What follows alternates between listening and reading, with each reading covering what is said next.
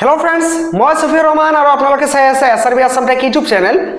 SRB Assam Tech YouTube channelত আপোনালোকক আকৌ এবাৰ স্বাগত জনাইছো। বন্ধুসকল আজি আমি আলোচনা কৰিবলৈ লৈছো অসম চৰকাৰে শিক্ষা জগতৰ বাবে লোৱা কেইটামান গুৰুত্বপূৰ্ণ সিদ্ধান্তৰ বিষয়ে। সিদ্ধান্তকেইটা কি জানিবলৈ ভিডিওটো প্ৰথমৰ পৰা শেষলৈকে চাই থাকিব। ভিডিওটো ভাল লাগিলে প্লিজ লাইক কমেন্ট আৰু শেয়াৰ কৰি দিব আৰু যদি আপোনালোকে মোৰ চেনেলটো নতুন তেতিয়াহলে প্লিজ মোৰ চেনেলটো সাবস্ক্ৰাইব কৰি দিব। তো বন্ধুসকল বলক আমি ভিডিওটো আৰম্ভ কৰো। যোৱাকালি 26 জানুৱাৰী গণতন্ত্ৰ দিৱসৰ দিনা অসমৰ শিক্ষামন্ত্ৰী সিদ্ধাৰ্থ ভট্টাচাৰ্য ডাঙৰীয়াই শিক্ষা জগতৰ বাবে আগবঢ়াইছে কেইটামান সুখবৰ।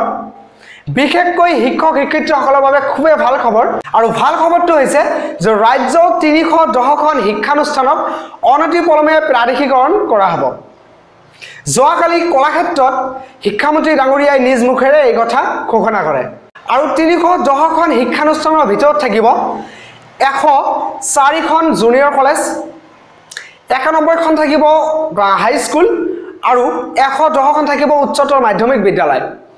এইকেইটা শিক্ষানুষ্ঠানক অনতিপলমে প্ৰাদেশিকৰণৰ সিদ্ধান্ত লৈছে অসম চৰকাৰে। লগতে মন্ত্ৰী ডাঙৰীয়াই উল্লেখ কৰে যে অহা সপ্তাহৰ ভিতৰত এছেম্বলিৰ কাম আৰম্ভ হ'ব আৰু এছেম্বলিৰ কাম আৰম্ভ হোৱাৰ পাছত প্ৰাদেশিকৰণৰ প্ৰকল্প হাতত লোৱা হ'ব।